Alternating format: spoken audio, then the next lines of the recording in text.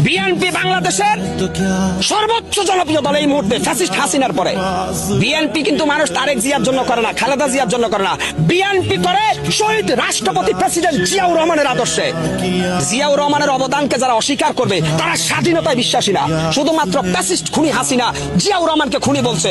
কিন্তু জিয়াউর রহমান এদেশে সর্বপ্রথম খাল খনন করেছেন, জিয়াউর রহমান ইরাক ইরানের যুদ্ধ বন্ধ করেছেন, জিয়াউর রহমান সৌদিতে নিম গাছ যেটা জিয়া গাছ হিসেবে পরিচিত সেটা রোপণ করেছেন।